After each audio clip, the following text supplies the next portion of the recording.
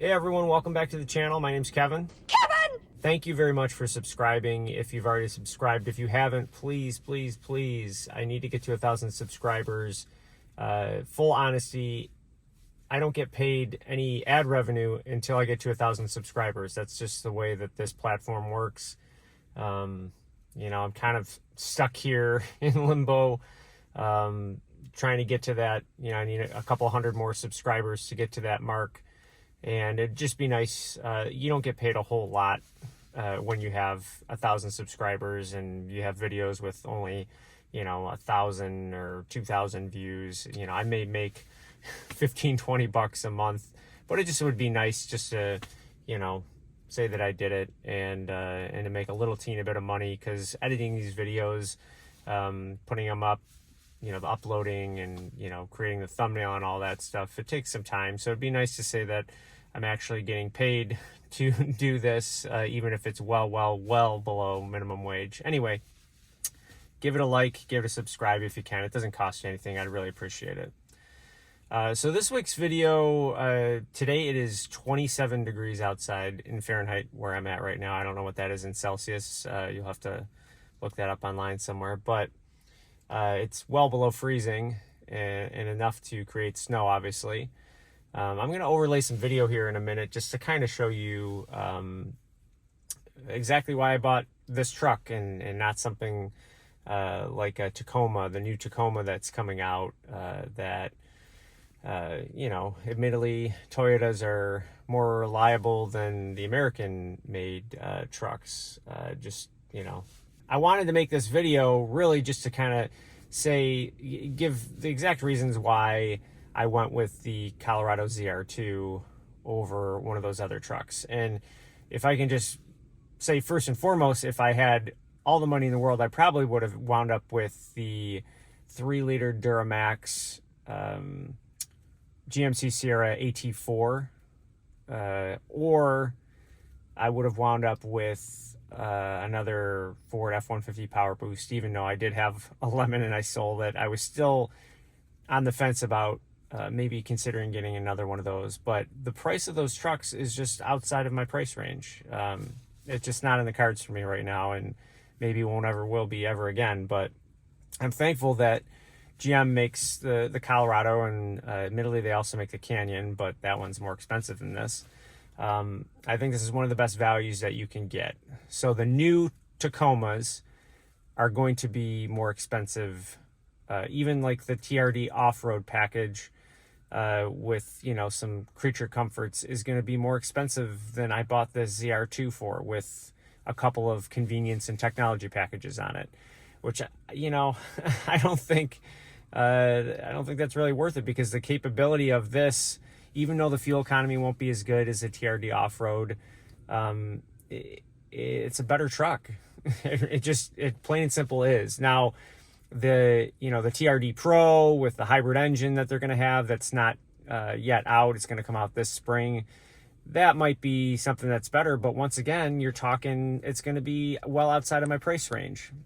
Even the Bison, Colorado Bison, that is coming out for the 2024 model year, that's just ridiculous money. I would love one. If money was no object, I would definitely consider one. I might even consider the Sierra AT4X Bison, or AEV, whatever they're calling it. It depends. I think if you get the Silverado, it might be Bison. If you get the Sierra, it's the AT4X AEV, but AEV is the same company that they use for both of them, and they're obviously both GM. But I don't know. The Ford Ranger Raptor, going to be more expensive for 2024. Sure, you could have picked up an outgoing Tacoma in the 2023 model year with the V6 engine, but I like I like the way that the Colorado looks better than the older, not old Tacoma, but the outgoing Tacoma. So I just think that this is one of the best values that you can get right now.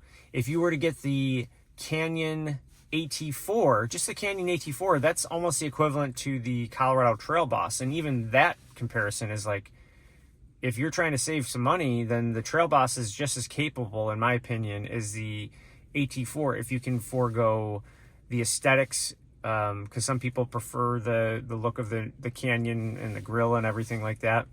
But it has the same ground clearance.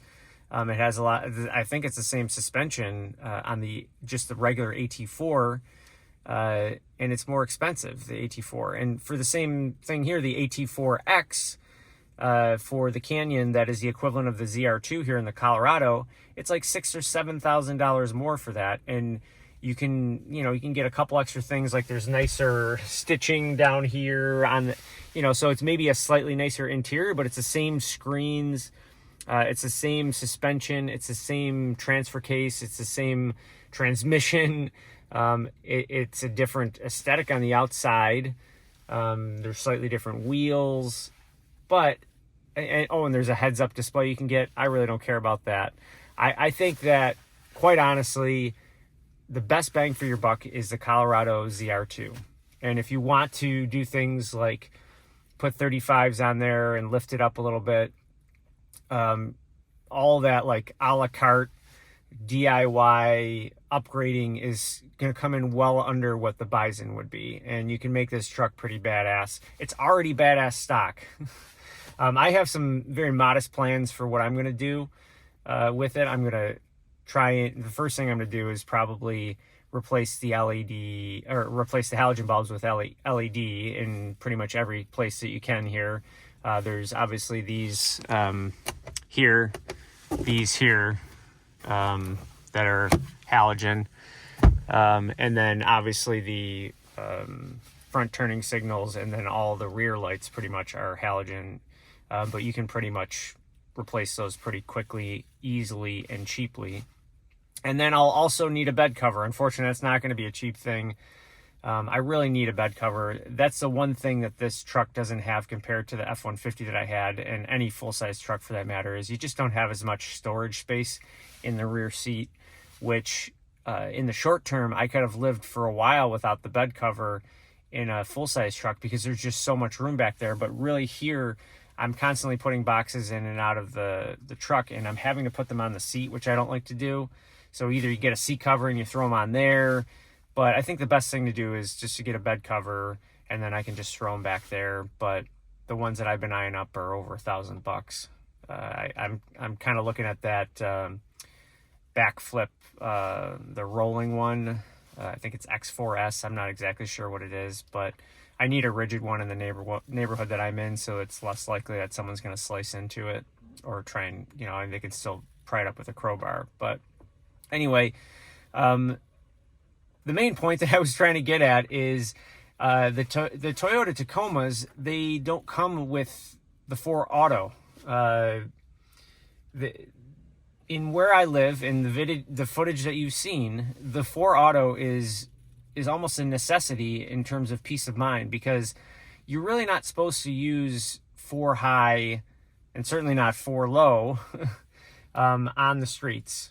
Or unless, if you're on the streets, there has to be tons and tons of snow to warrant that. And then if you're in 4 high and there's a bunch of snow on the streets and you put that on, your turning radius gets diminished. So you can't turn as much without, scooting your butt out and making it just harder to make tighter turns. Whereas if you have the 4Auto on and you're on surfaces as you're seeing now in the video, there's some exposed asphalt, there's some snow, and it's well below freezing, so some of this could be black ice. It's just nice to have the peace of mind for surfaces like this.